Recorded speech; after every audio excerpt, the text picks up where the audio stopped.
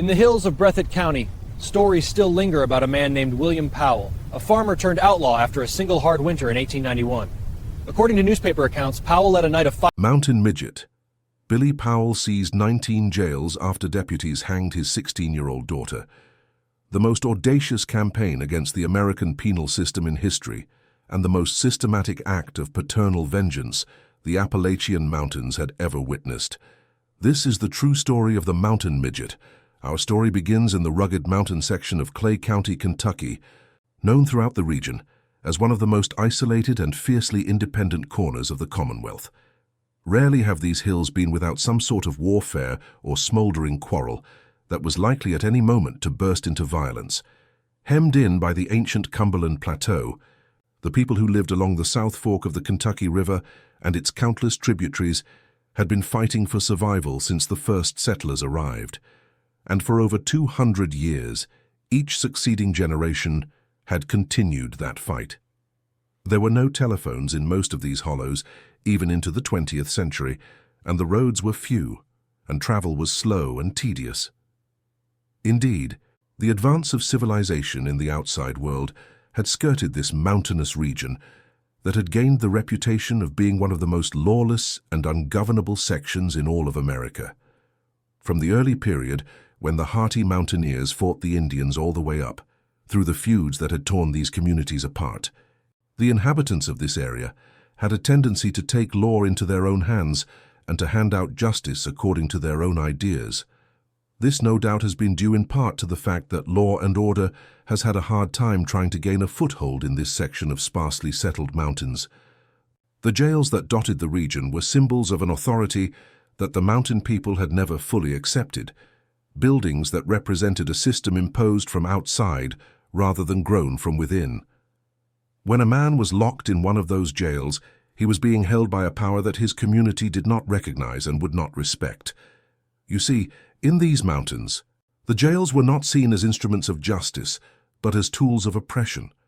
They held men who had made whiskey the way their fathers had made it, men who had defended their families according to codes that predated any written law, men whose only crimes were refusing to bow to authorities they had never elected and laws they had never endorsed. The sheriffs and deputies who operated these jails were often corrupt, using their positions to settle personal scores and to serve the interests of the powerful.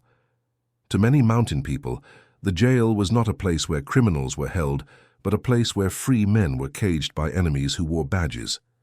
The man who would become known as the Mountain Midget was born William Robert Powell in 1862, in a cabin on the banks of Goose Creek that his grandfather had built with his own hands. He was called Mountain Midget, not as an insult, but as a description, standing just 4 feet 10 inches tall and weighing no more than 95 pounds, even in his prime.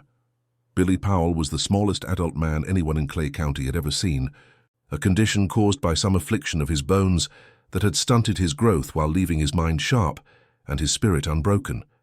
But what Billy Powell lacked in physical stature, he made up for in other qualities that mattered more in these mountains. That's right. Billy Powell had learned early in life that he could not compete with other men in tests of strength or endurance. Nature had denied him the body that would have made such competition possible. But he had discovered other paths to respect and influence, other ways to make himself valuable to a community that might otherwise have dismissed him as a curiosity or a burden. He had become the finest gunsmith in Clay County, a craftsman whose work was sought by men throughout the region, who understood that a well-made weapon could mean the difference between life and death. His workshop was legendary throughout the mountains, a small building behind his cabin where he performed feats of mechanical precision that seemed almost magical to those who watched him work. He could take a broken weapon that others had given up on and restore it to perfect function. He could modify a rifle to shoot straighter than its manufacturer had ever intended. He could craft custom firearms from raw materials, building weapons to the exact specifications that each customer required. His hands, though attached to arms that seemed too short and too weak, were capable of work that no other hands in the region could match. The workshop itself was a marvel of organization and efficiency, designed by Billy to accommodate his small stature while maximizing his productivity. Workbenches were built at heights that would have required taller men to stoop uncomfortably, Tools were arranged on walls within easy reach of his short arms. Specialized fixtures held pieces steady while he worked on them, compensating for the leverage that his small body could not provide. Every detail of the space had been considered and optimized, transformed by Billy's ingenuity into an environment where his size was an advantage rather than a limitation. People came from 3 counties away to have their weapons serviced by Billy Powell. They waited weeks for an appointment. Understanding that work of such quality could not be rushed, they paid prices that would have been considered outrageous for any other gunsmith, understanding that Billy's work was worth whatever he chose to charge. His reputation had spread throughout eastern Kentucky and into Tennessee and Virginia, drawing customers who made journeys of 100 miles or more to place their firearms in his extraordinary hands. The income from his gunsmithing had made Billy comfortable by mountain standards, though he lived simply and saved most of what he earned. He had purchased additional land around his original homestead, had built a larger cabin for the family he hoped to have someday, had accumulated resources that gave him independence from the economic pressures that kept most mountain people in poverty. His success was a testament to what determination and intelligence could accomplish, proof that a man's worth was measured by his abilities rather than his appearance. Beyond his skill as a gunsmith, Billy had developed a reputation as a man who could solve problems that others could not.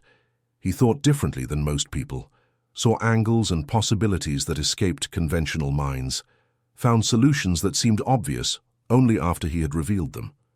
People came to him with disputes that needed resolution, with puzzles that needed solving, with situations that seemed impossible until Billy Powell applied his peculiar genius to them. He had become, in his own quiet way, one of the most influential men in Clay County. Billy's marriage to a woman named Martha Collins in 1885 had been a surprise to everyone, including Billy himself. Martha was a widow with a small daughter, a woman of normal height and considerable beauty, who could have had her choice of any unmarried man in the county. But she had seen something in Billy that others missed, had recognized the quality of mind and spirit that his small body concealed. Their marriage was happy beyond anything either had expected, and when Martha's daughter died of fever the following year, they had mourned together and then begun building a new family. The child of that marriage was a daughter named Sarah, born in 1887, and she became the center of Billy Powell's universe. Sarah inherited her mother's height and beauty, growing into a young woman who towered over her father by the time she reached adolescence.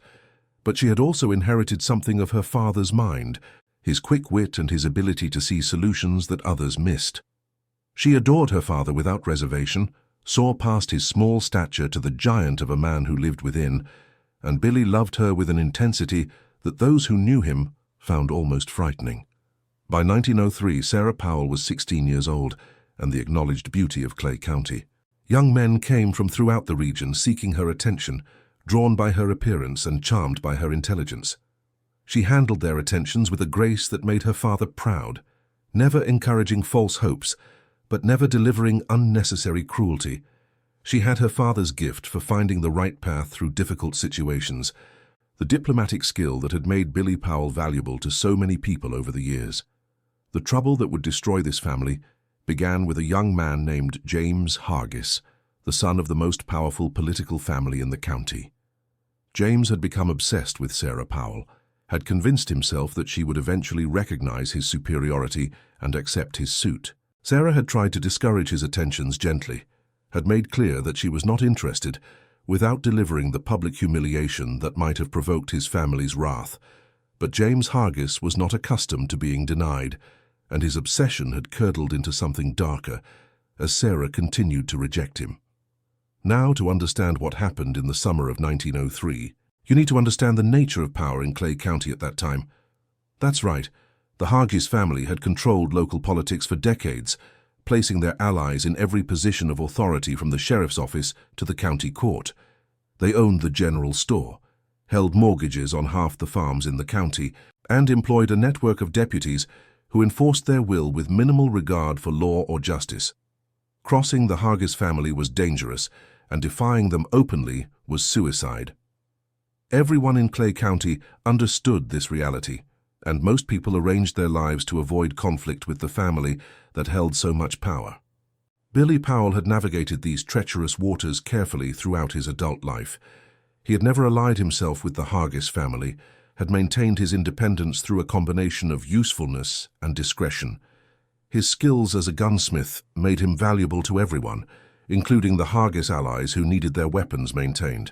His reputation as a solver of problems made him someone that even the powerful found it wise to respect. He had carved out a space for himself and his family that the Hargis family had generally left undisturbed. But James Hargis's obsession with Sarah changed everything. The young man could not accept that the daughter of a deformed dwarf would reject the son of the most powerful family in the county. His wounded pride demanded satisfaction, and the satisfaction he sought would destroy innocent people in ways that even his own family had not anticipated. And that's when James Hargis accused Sarah Powell of theft, claiming that she had stolen a valuable piece of jewelry from his mother's bedroom. You see, the accusation was entirely fabricated, a lie designed to accomplish what James's courtship had failed to achieve. The jewelry in question had never been stolen, had in fact been planted in Sarah's belongings by one of the Hargis household servants who had been paid to do so. James understood that the accusation would give him power over Sarah, would force her to accept his protection as the only alternative to prosecution and imprisonment. He was not interested in seeing her punished. He was interested in owning her. The plan went wrong almost immediately, in ways that James had not anticipated and could not control. His father, Judge Hargis, had learned of the accusation and had decided to use it for his own purposes. The judge had been looking for an opportunity to humble Billy Powell, whose independence had always irritated him and whose refusal to become a Hargis ally had been interpreted as a personal slight. The prosecution of Sarah would serve multiple purposes. It would punish Billy for his independence. It would demonstrate the consequences of refusing Hargis authority, and it would provide entertainment for a man whose cruelty had become legendary throughout the region. Judge Hargis took personal control of the case, ensuring that the charges against Sarah were far more serious than simple theft. He manufactured evidence suggesting that Sarah had been part of a larger conspiracy, that she had been stealing from multiple families throughout the county, that her crimes represented a pattern of behavior that demanded severe punishment. The charge was elevated from simple theft to grand larceny, a crime that carried the possibility of a lengthy prison sentence. The trial was held in the Clay County Courthouse, in a room dominated by a portrait of Judge Hargis's father that seemed to watch the proceedings with cold approval. Billy Powell attended every session, his small frame barely visible above the railing of the spectator section, his face a mask that concealed emotions too powerful to express. He had hired the best lawyer he could afford, had gathered witnesses who could testify to Sarah's character, had prepared every defense that his quick mind could devise. None of it mattered. The courtroom was packed every day of the trial, with spectators filling every seat and lining the walls. Some had come out of morbid curiosity, drawn by the scandal of a beautiful young woman accused of theft from the most powerful family in the county. Others had come to support Sarah, neighbors and friends who knew her character, and could not believe the accusations against her. Still others had come simply to witness the spectacle, understanding that whatever happened in this courtroom would be talked about for generations. Billy sat in the same seat every day, directly behind the defense table, where he could see his daughter's face and where she could draw strength from his presence. He had dressed in his best clothes, had trimmed his beard neatly, had done everything he could to present himself as a respectable citizen whose daughter could not possibly be a criminal. His small body seemed even smaller in the formal setting of the courtroom, surrounded by men who towered over him, but his eyes burned with an intensity that made even the bailiffs uncomfortable. Sarah conducted herself with a dignity that made her father proud, answering questions calmly and clearly, never losing her composure despite the obvious hostility of the prosecutor. She denied every accusation, explained her whereabouts on the dates when the alleged thefts had occurred, challenged the testimony of witnesses who she had never seen before in her life. Her intelligence was evident in every response, her innocence obvious to anyone who was not already determined to find her guilty. The prosecution presented its fabricated evidence with the confidence that came from knowing the verdict was predetermined. Witnesses testified to thefts that had never occurred, identified Sarah as the perpetrator of crimes that had been invented for the occasion, provided details that had been rehearsed until they seemed almost credible. The defense lawyer objected repeatedly, challenging testimony that contradicted itself and evidence that made no logical sense. Every objection was overruled by a judge who was not even pretending to be impartial. The jury, composed of men who owed their livelihoods to the Hargis family, deliberated for less than an hour before returning a verdict of guilty. Sarah stood silently as the verdict was read, her face as composed as her father's, refusing to give her enemies the satisfaction of seeing her break. Billy watched from the gallery, his small hands gripping the railing until his knuckles turned white, knowing that whatever happened next would be beyond anything the charges against his daughter should have warranted. The sentence was death by hanging, to be carried out within 30 days. The courtroom erupted at the announcement, with even some of the Hargis supporters stunned by the severity of the sentence. Grand larceny was a serious crime, but it was almost never punished by death, especially when the accused was a young woman with no prior criminal history. The sentence was clearly designed not as punishment for Sarah's alleged crimes, but as a message to Billy Powell and to everyone else in Clay County about what happened to those who defied Hargis authority. Judge Hargis had decided to make an example that would be remembered for generations. The appeals process that followed was as corrupt as the trial itself. Billy spent every dollar he had saved, sold his workshop and his tools, begged money from everyone who owed him favors. His lawyers filed motions challenging the verdict, arguing that the sentence was grossly disproportionate and that the evidence against Sarah had been fabricated. Every motion was denied. Every argument was rejected. The judges who heard the appeals were either Hargis allies or men who feared the consequences of ruling against the family. The outcome was determined before the first paper was filed. The execution of Sarah Powell took place on a cold November morning in the yard behind the Clay County Jail. The gallows had been constructed specifically for the occasion, a wooden structure that seemed obscene in its newness, built to kill a girl whose only crime had been rejecting the wrong man's advances. A crowd had gathered to witness the hanging, some out of morbid curiosity, others to see justice done, still others to protest an execution they believed to be judicial murder. Billy Powell was there, standing at the front of the crowd, his small frame almost invisible among the taller bodies that surrounded him. Billy had been denied a final meeting with his daughter, had been told that the condemned would see no visitors in the hours before execution. He had tried everything, had begged and threatened and offered bribes, had done things that shamed him in the desperate hope of one last moment with his child. Nothing had worked. He would watch Sarah die without being able to say goodbye, without being able to tell her one final time that he loved her, without being able to offer any comfort in her final moments. Sarah was brought from the jail just after 9 o'clock, her hands bound behind her back, her long hair loose around her shoulders. She walked to the scaffold with a dignity that made many in the crowd weep, refusing to show fear, refusing to give her executioners the satisfaction of seeing her broken. At the foot of the gallows, she stopped and scanned the crowd until her eyes found her father. For a moment, father and daughter looked at each other, communicating everything that could not be said in words. Then Sarah turned and climbed the steps to the platform where the noose was waiting. The execution was carried out with brutal efficiency. The trapdoor fell, the rope snapped taut, and Sarah Powell died without a sound. The crowd watched in silence as her body swung at the end of the rope, as the life left her and she became simply an object, a thing that had once been a girl with dreams and intelligence and a father who loved her. Billy did not look away, did not close his eyes, did not allow himself any escape from the reality of what was happening. He watched until Sarah was cut down and carried away, and then he walked out of town without speaking to anyone.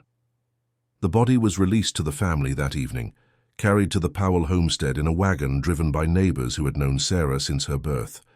Billy walked behind the wagon for the entire journey, refusing all offers of a ride, maintaining a vigil that seemed to go beyond grief into something that had no name. Martha collapsed when she saw the body, her wails echoing through the hollow in a sound that those who heard it would never forget. Billy did not weep, did not wail, did not show any external sign of the transformation that was occurring within him. That night, After the body had been prepared for burial and the house had fallen silent, Billy Powell sat alone in his workshop and made a vow that would define the rest of his life. He would not kill the men who had murdered his daughter, though God knew they deserved to die. He would not burn their homes or destroy their property. He would strike at the heart of their power in a way that no one had ever attempted before. He would seize the jails, the physical symbols of the authority they had used to destroy his family.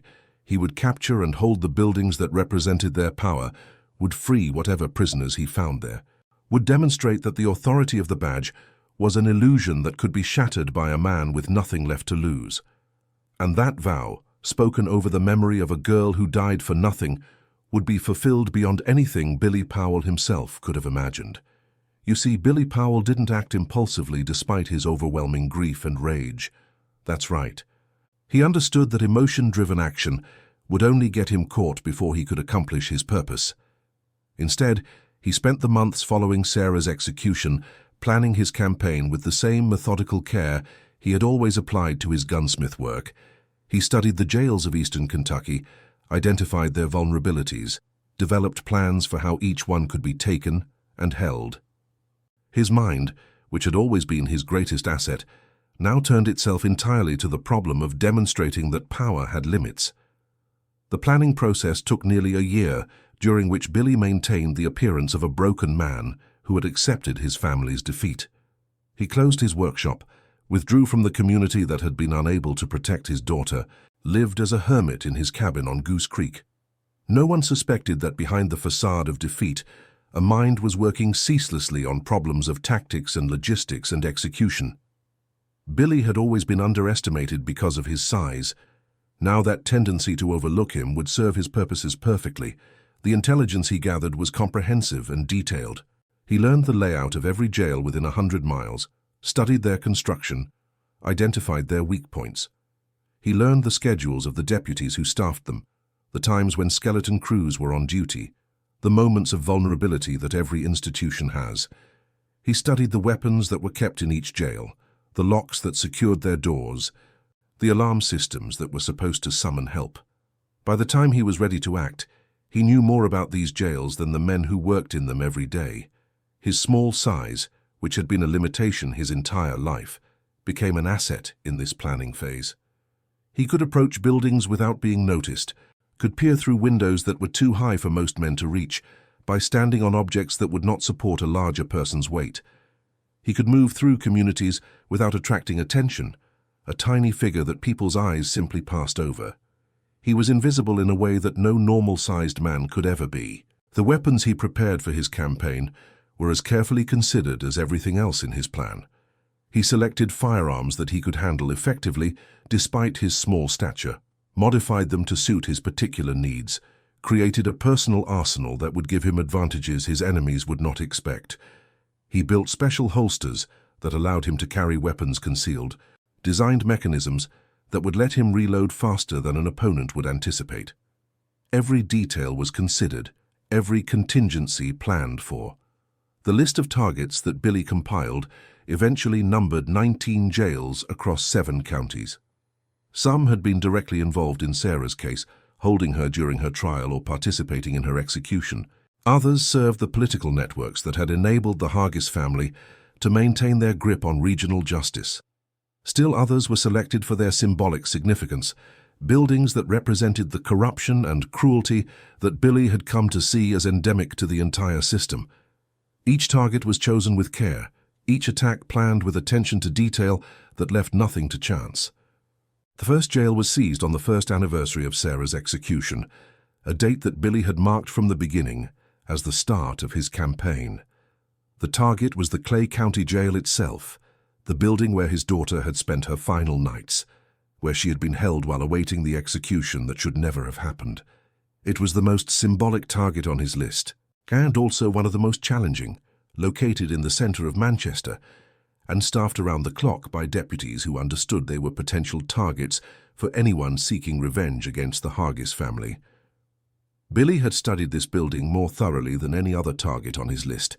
He knew every brick of its construction, every bar on its windows, every lock on its doors. He knew the names and habits of every deputy who worked there, knew their schedules and their weaknesses and their fears. He had spent months preparing for this moment, rehearsing every step of the operation in his mind until he could execute it without conscious thought. The night he chose for the seizure was cold and moonless, with a wind that covered any sounds of movement and that kept most people indoors. Billy had waited for exactly these conditions, understanding that weather was as much a weapon as any firearm. He moved through the streets of Manchester like a ghost, his small body invisible in the darkness, his footsteps making no sound on the frozen ground. Billy approached the jail just after midnight, moving through shadows that seemed to welcome him, his small body invisible in the darkness. He had studied the building for months, had identified a basement window that was too small for a normal man to enter, but perfectly sized for someone of his dimensions. The window had been installed to provide ventilation for the basement storage area, and no one had ever imagined that it might serve as an entry point for an attack. No one except Billy Powell, whose mind had been trained by a lifetime of finding opportunities that others missed. He had mapped the interior so completely that he could navigate it in total darkness, knew exactly where each deputy would be stationed, understood the precise sequence of actions that would give him control of the building. He had rehearsed this sequence hundreds of times, working through every possible variation, preparing contingencies for complications that might arise. By the time he slipped through that basement window, he knew exactly what he would do and exactly how he would do it. The entry was accomplished in seconds. His small frame slipping through the window like smoke, his feet touching the basement floor without making a sound. He moved through the building with a speed and precision that his enemies never anticipated, neutralizing each deputy before they could raise an alarm. He did not kill them, had promised himself that he would not become the thing he was fighting against, but he disabled them with the efficiency that left no possibility of resistance. Within 15 minutes, Billy Powell controlled the Clay County Jail. The prisoners who were being held in the jail that night numbered 7, men who had been arrested on various charges and who were awaiting trial or transfer. Billy released them all, giving each man a choice: leave immediately and tell no one what had happened, or stay and help him hold the building against whatever response might come. 3 chose to leave, disappearing into the night. 4 chose to stay, recognizing in Billy's campaign something that resonated with their own grievances against the system that had imprisoned them. The response came at dawn, when a deputy who had been off duty arrived to begin his shift and found the jail in the hands of Billy Powell. The deputy fled to summon help, and within an hour, a force of 20 armed men had surrounded the building. They demanded that Billy surrender, promised leniency if he released his hostages and gave himself up. Billy responded by releasing the deputies he had captured, sending them out one by one with a message for their colleagues. The jail belonged to him now, and it would remain in his hands until he chose to leave. The standoff lasted 3 days, during which Billy and his 4 allies held the jail against every attempt to retake it. The authorities tried negotiation, tried intimidation, tried everything except the direct assault that might have succeeded, but would certainly have resulted in casualties they were not prepared to accept. Billy had fortified the building well, had positioned his defenders at points that commanded every approach, had demonstrated through carefully placed shots that any attack would be costly. On the 4th morning, Billy and his allies slipped out of the jail through a tunnel they had discovered during their occupation, a passage that connected to a nearby building and that the authorities had not known existed. They vanished into the mountains, leaving behind a building that had been stripped of weapons, ammunition, and anything else of value. The Clay County Jail stood empty, a monument to the audacity of a 4-foot-10-inch man who had defied the most powerful family in the region. The seizure of the Clay County Jail sent shockwaves through the political establishment of eastern Kentucky. Judge Hargis himself responded to the news with fury, ordering his deputies to hunt down Billy Powell and bring him back dead or alive. Rewards were offered, possess were formed, and every hollow and ridge in the region was searched for the mountain midget and his allies. But Billy had anticipated these measures and had prepared hiding places that his enemies would never find. The second jail was seized 3 weeks later, a smaller facility in a neighboring county that served as a holding point for prisoners being transferred to the state penitentiary. Billy and a growing band of followers took the building in the middle of the night, held it for 2 days, and then vanished before the response could be organized. The pattern was established, and the legend began to grow. That's right. Billy Powell continued his campaign through the winter and into the spring, seizing jails with a regularity that kept his enemies constantly off balance. The third target was in Leslie County, a facility that had held men convicted of moonshining by judges allied with the Hargis family. Billy and his growing band of followers took this jail on a snowy February night, holding it for 4 days, while blizzard conditions prevented any organized response. When the weather cleared, they had already vanished. The fourth target was in Perry County, a jail whose sheriff had provided testimony supporting Sarah's conviction. This sheriff had spoken at her trial, had vouched for the credibility of the witnesses who testified against her, had lent his authority to the prosecution's fabricated case. Billy wanted this man to understand the consequences of his actions, and the seizure of his jail delivered that message with unmistakable clarity. The fifth was in Owsley County, where political allies of Judge Hargis had used their jail to hold opponents of the family machine without charges or trial. Men had been locked in that jail for weeks or months simply because they had offended someone in the Hargis network, held without any legal process, released only when they agreed to whatever terms their captors demanded. Billy freed a dozen such men during his seizure of the Owsley County jail, men who immediately joined his growing movement. The tactical innovations that Billy brought to each seizure became more sophisticated as his experience grew. He developed methods for cutting telegraph wires that would delay calls for help. He created diversions that would draw deputies away from their posts at critical moments. He established networks of scouts who would warn him of approaching threats. Each seizure taught him something new, and he incorporated those lessons into the planning for subsequent operations. The force that followed Billy grew larger with each successful action. Men who had been freed from the jails he seized often chose to stay with him, understanding that they had nowhere else to go and nothing else to lose. Men from the surrounding communities joined as well, drawn by the legend that was growing around the mountain midget, inspired by his success against enemies that had seemed invincible.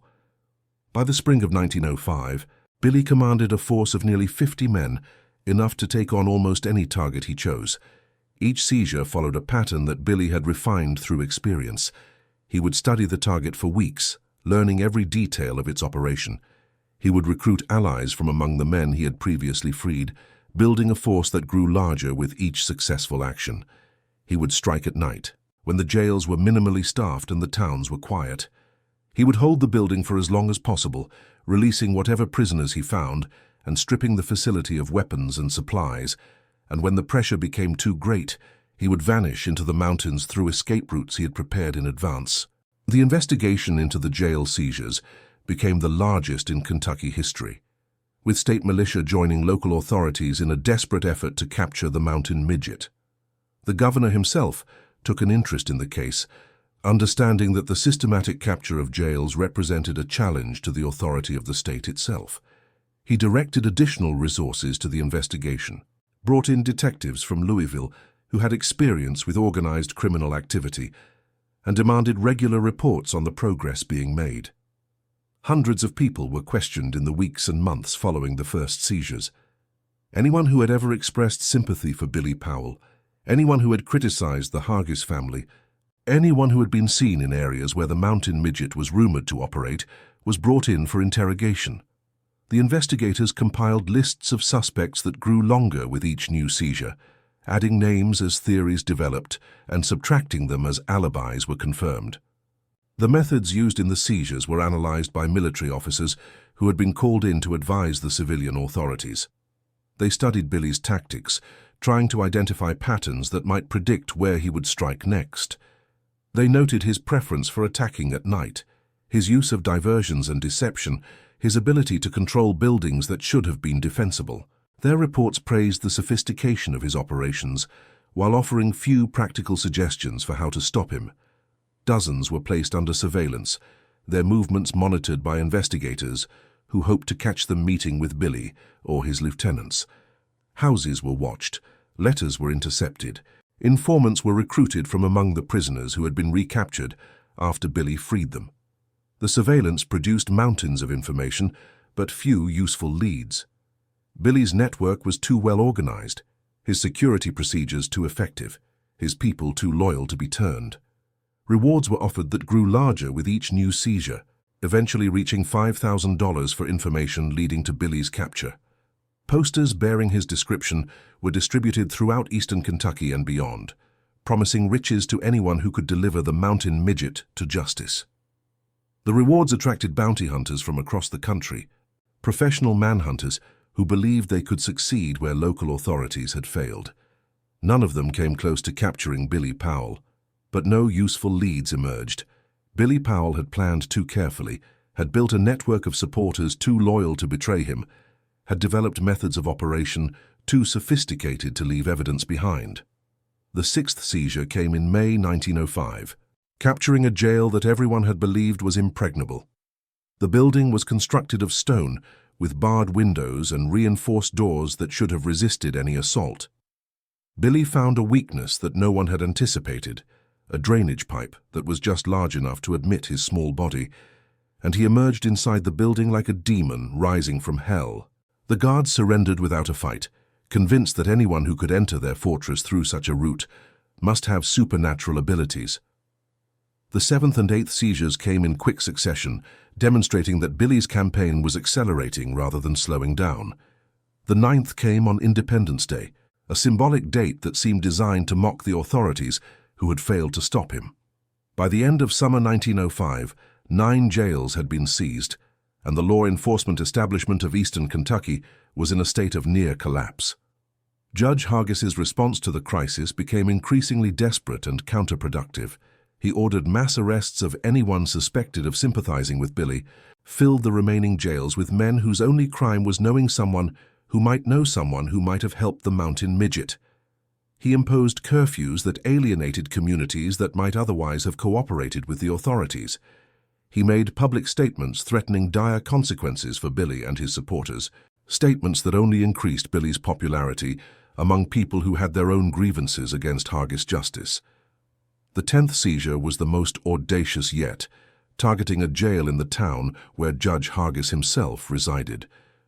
Billy and his men took the building in the middle of the night, held it for a week against everything the authorities could throw at them, and then escaped through a network of tunnels that they had spent months preparing.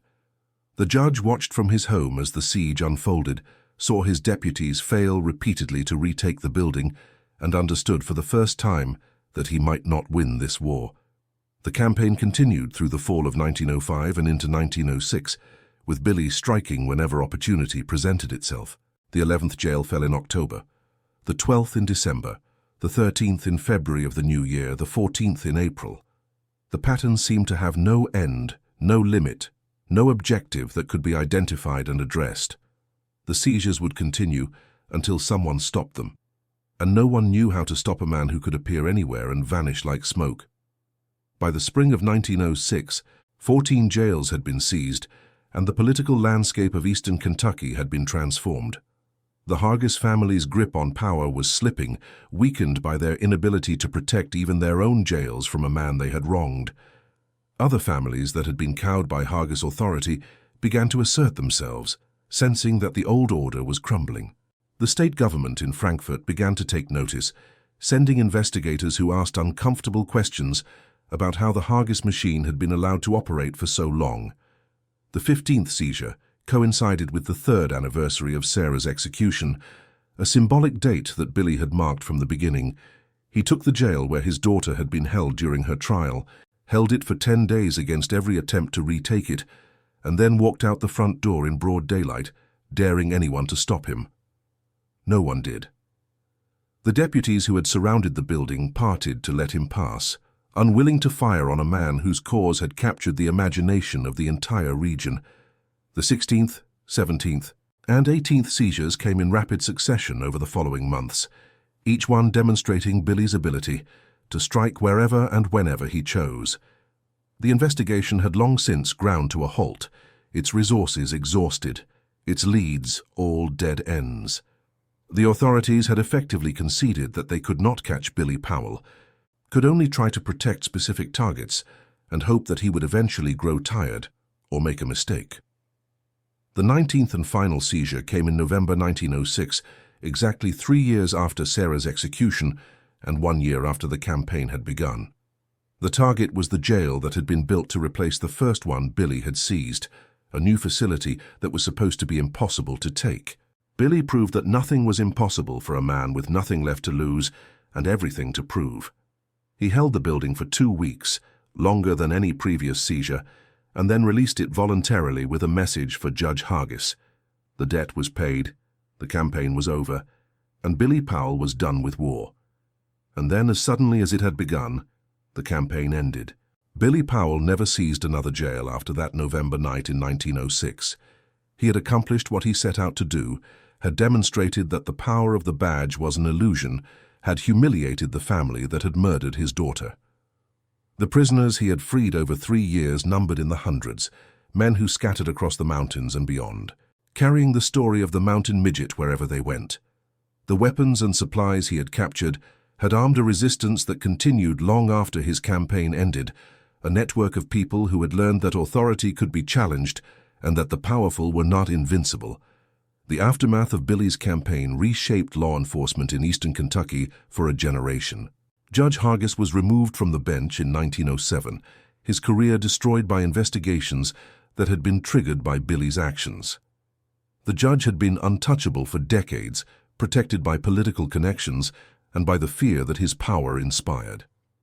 But Billy's campaign had demonstrated that he could be challenged, had shown that his authority was not absolute, and that revelation had emboldened others who had grievances against the Hargis machine. The investigation that eventually removed Judge Hargis from the bench uncovered decades of corruption that had been hidden by the family's control of local institutions. Fabricated charges, perjured testimony, bribes paid and received, verdicts purchased by the highest bidder. All of it came to light in the months following Billy's campaign. Newspapers throughout Kentucky published exposés that detailed the systematic abuse of power that had characterized Hargis' rule, and public opinion that had once tolerated the family's dominance turned decisively against them. The political machine he had built collapsed without his leadership, its allies abandoning a cause that had become toxic. Deputies who had enforced Hargis found themselves unemployed, their badges stripped by new authorities who wanted nothing to do with the old regime. Judges who had rubber-stamped Hargis verdicts were removed or resigned, replaced by men who promised to administer justice impartially. The transformation was not complete, could never be complete, but it represented genuine change from the system that had murdered Sarah Powell. The reforms that followed were imperfect and incomplete, but they represented genuine change, an acknowledgement that the old ways could not continue. New oversight mechanisms were established to prevent the concentration of power that had enabled the Hargis family's abuses. Election procedures were reformed to reduce the influence of political machines. The state government took a more active role in supervising county-level justice, reducing the autonomy that had allowed corruption to flourish. The jails that Billy had seized were rebuilt and restaffed, but they were never again seen as symbols of unchallengeable authority. The men who guarded them knew that they could be taken, that their power depended on the consent of communities that might withdraw that consent at any moment. The balance between the authorities and the people they governed had shifted, and it would never entirely shift back. Billy Powell lived another 23 years after his campaign ended, dying peacefully in his bed in 1929 at the age of 67. He had returned to his work as a gunsmith after the seizures ended, rebuilding his workshop and his reputation, becoming once again the man who could fix anything and solve any problem. He never spoke publicly about his campaign, never sought recognition for what he had accomplished, never explained his methods or his motivations to the journalists and historians who came seeking interviews. The transition from warrior to craftsman was easier than Billy had expected. The skills that had made him a successful gunsmith before Sarah's death remained intact, and his reputation had only grown during the years of his campaign. Customers who might once have been uncertain about bringing their weapons to a man of his unusual appearance now sought him out specifically because of who he was, wanting to say that their rifle had been serviced by the legendary mountain midget. The years following the campaign were remarkably peaceful for Billy Powell. The authorities, who might have prosecuted him, chose not to, understanding that arresting the mountain midget would only create a martyr and possibly restart the resistance that had finally quieted. The Hargis family, stripped of their political power, had no means of pursuing personal vengeance. Billy was left alone to live out his days in the hollow where his daughter was buried, visiting her grave every evening to tell her about the events of the day.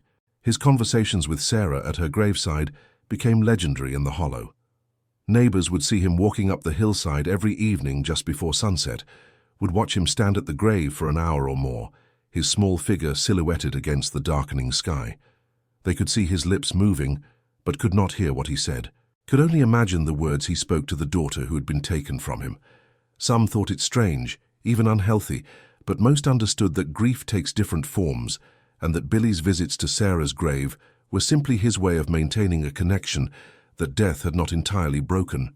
His wife Martha had died during the campaign, her health broken by grief and worry, and Billy lived alone in the years that followed. He never remarried, never showed interest in any woman after Martha's death, devoted what remained of his life to work and memory. The cabin felt empty without Martha's presence, without Sarah's laughter, but Billy maintained it carefully, keeping everything as it had been when his family was still alive. Neighbors checked on him regularly, bringing food and companionship, repaying in small ways the enormous debt they felt they owed to the man who had challenged the Hargis family and won. Young men came to learn gunsmithing from him, apprenticing in his workshop and carrying his techniques to other communities. Children who had heard the stories of the mountain midget came to see the legend for themselves, surprised to discover that the fearsome warrior was a kind old man who gave them candy and told them stories about the old days. In his final years, Billy became something of a beloved figure in Clay County, the small, clever man who had defied the powerful and prevailed. His workshop remained busy until the end, his hands steady enough to do precision work even as his health declined. He died in his sleep on a cold January night, passing from one world to the next without pain or fear, joining at last the wife and daughter who had been waiting for him. The grave of Sarah Powell became something of a pilgrimage site in the years following the campaign, visited by people who wanted to pay their respects to the girl whose death had sparked such extraordinary events. The stone that marked her resting place bore only her name and dates, but everyone who visited knew the larger story. Sarah had been 16 years old when she died, hanged for a crime she did not commit, murdered by a system that valued power over justice. Her father had answered that murder with a campaign that changed everything.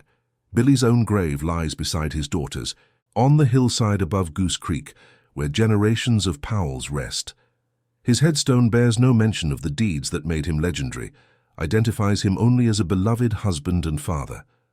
But those who know the story make a point of visiting both graves, the daughter and the father who avenged her, understanding that their fates were intertwined in ways that death could not sever. The story of the mountain midget passed into legend almost immediately, becoming one of those tales that mountain people told around fires and passed down through generations. Songs were written about him, ballads that celebrated his audacity and mourned the death of his daughter. Some portrayed him as a hero who had struck a blow against a corrupt system. Others painted him as a dangerous outlaw who had taken the law into his own hands. The truth, as always, was more complicated than any simple narrative could capture. The songs that emerged from the Billy Powell story varied widely in their approach and message. Some were straightforward ballads that recounted the events in chronological order, beginning with Sarah's arrest and ending with the final seizure. These songs named names, described specific jail takeovers, celebrated Billy's tactical genius in ways that made them almost instructional for anyone contemplating similar actions. Others focused on particular episodes, dramatizing specific jail takeovers or the long siege that had humiliated Judge Hargis. One popular ballad told the story of Billy's entry through the basement window of the Clay County Jail, describing how the tiny man had squeezed through an opening that no one else could have used. The song captured the moment when the first deputy realized that the jail had been taken, when he understood that the mountain midget was inside the building and that everything he thought he knew about security was wrong. The image of the small man emerging from the darkness to seize control became iconic, repeated in countless retellings. Another song focused on the relationship between Billy and Sarah, painting a portrait of a father's love that transcended death itself. The song described Billy's evening visits to Sarah's grave, imagined the conversations he had with his daughter, explored the grief that had transformed him from a peaceful craftsman into a warrior.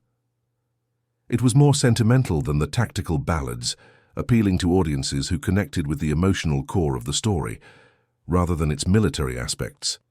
The most famous of these songs, known as The Mountain Midgets War, was composed in 1908 by a blind musician who had spent time in one of the jails Billy had seized. The musician had been imprisoned on fabricated charges similar to those that had condemned Sarah, and he had been freed when Billy's men took control of the facility. His gratitude infused every verse of the song, his personal experience lending authenticity to lyrics that might otherwise have seemed exaggerated. His song has been sung in these mountains for over a century, passed from generation to generation by musicians who learned it from their parents and grandparents.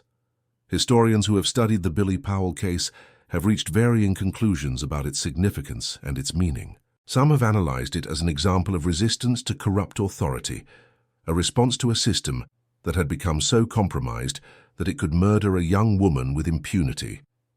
Others have focused on the tactical innovations that Billy brought to his campaign, studying his methods as examples of asymmetric warfare that anticipated techniques used in later conflicts. Still others have examined the political consequences, arguing that Billy's campaign contributed directly to the reforms that eventually dismantled the political machines of eastern Kentucky. You see, what Billy Powell did occupies a complex place in any moral framework. He seized government buildings by force, held law enforcement officers hostage, released prisoners who had been convicted through legitimate if corrupt processes. The fact that he killed no one during his campaign does not eliminate the violence inherent in his actions or the danger he created for everyone involved. Any society that hopes to maintain order must condemn the seizure of jails, regardless of the grievances that motivate it. And yet his story cannot be simply condemned, reduced to a tale of criminality that teaches only the obvious lesson that vigilantism is wrong. He was a father whose 16-year-old daughter had been judicially murdered by men who faced no accountability through official channels. The courts that should have protected Sarah had instead killed her. The appeals that should have saved her had instead confirmed her sentence. There was no legitimate avenue for redress, no institution that would hold the murderers accountable. What options did Billy have? What would any father do when faced with such impossible loss and such complete absence of legitimate justice? His story challenges us to consider the relationship between law and justice, between what is legal and what is right. The hanging of Sarah Powell was legal, carried out through proper procedures by authorized officials, but it was not just. It was murder, plain and simple, committed under color of law by men who knew exactly what they were doing. Billy Powell created accountability where none existed, demonstrated that power had limits, and forced changes that benefited everyone who lived under the justice system of eastern Kentucky. The specific circumstances that produced the Billy Powell story have changed in the decades since those jails were seized. The political machines that once controlled county governments have been weakened by reforms in election law and judicial selection. The corruption that allowed powerful families to use the courts as weapons against their enemies has been reduced, though not eliminated, by oversight mechanisms and ethical rules. The possibility of a young woman being executed for a fabricated crime simply because she rejected a powerful man's advances seems unthinkable today. But it was not unthinkable in 1903, and the story of Sarah Powell stands as a reminder of what can happen when systems of justice become instruments of oppression. But the underlying questions that Billy's story raises have not disappeared entirely. Law enforcement agencies still sometimes abuse their authority. Prosecutors still sometimes pursue charges that are more about politics than about justice. The gap between what the law promises and what it delivers remains wide enough to generate rage and despair in those who find themselves on the wrong side of that gap. The story of the mountain midget serves as a reminder of what can happen when that gap becomes unbridgeable, when people lose faith in institutions that are supposed to protect them. The descendants of Billy Powell still live in those Kentucky hills, carrying a name that evokes both pride and complexity. Some have become law enforcement officers themselves, trying to reform the system from within, determined to ensure that what happened to Sarah never happens to another young woman. Others have become lawyers and advocates, working through legitimate channels to achieve the accountability that their ancestors sought through force. All of them, in one way or another, have been shaped by events that occurred over a century ago, a campaign that defined their family in ways that cannot be escaped or forgotten. Family reunions are held annually, gatherings that bring together descendants from across Kentucky and beyond. At these reunions, the story of Billy and Sarah is told to children who might otherwise forget. The details preserved through oral tradition, as they have been for over a century. The older members of the family can name every jail that Billy seized, can describe the tactics he used, can recount the investigation and his successful evasion of capture. The story has become sacred text, a founding myth that defines what it means to be a Powell.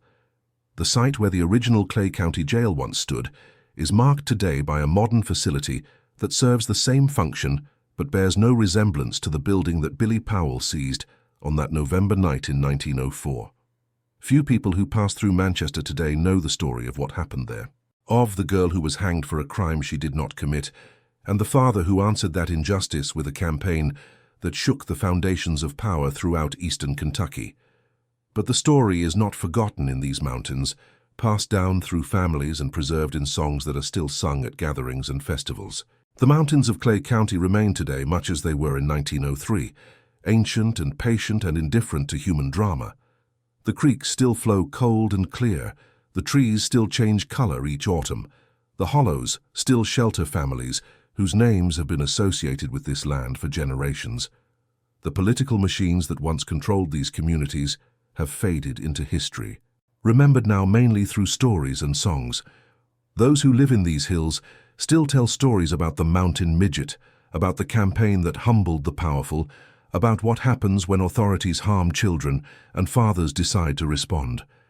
The story of the mountain midget endures because it speaks to something fundamental in the human experience. It is the story of paternal love, and what that love becomes when it is violated by unspeakable cruelty. It is the story of finding strength in what others see as weakness, of turning limitations into advantages. It is the story of power and its illusions, of systems that seem unbreakable until someone finds the courage to break them. It is finally a story without easy answers, a tale that resists simple judgments and invites reflection on questions that have no comfortable resolution. What about you, my friend? Would you make that journey to stand where the mountain midget stood, to see the hollow where he lived, and the hillside where he and Sarah rest together? Would you walk the paths he walked, breathe the same mountain air, feel the same wind that has blown through these hills since before humans came to settle here? The journey is not easy. The roads are narrow and winding, and the hollow where the Powell homestead stood is difficult to access without a guide who knows the way. But those who make the effort say it is worth it. That standing in that place and knowing that history brings something into focus that cannot be captured in words or photographs. The mountains keep their secrets, holding the memory of the mountain midget close, like they hold the morning mist and the evening shadows and the countless other stories of those who have lived and died among these ancient peaks. His story will continue to be told as long as people remember what happened in Clay County in those terrible years. As long as fathers love their daughters with a ferocity that defies reason, as long as systems fail and people find ways to respond. He is gone now, dust mingling with the earth of the hollow he loved. But what he did and what was done to his family echoes still through time and will continue to echo for generations yet to come. And that, my friend, is the true story of Billy Powell, the mountain midget, who seized 19 jails after deputies hanged his 16-year-old daughter Sarah for a crime she did not commit. A story of love and loss, of courage and determination, of justice found where the law could not provide it. The mountains remember, and through them so do we all.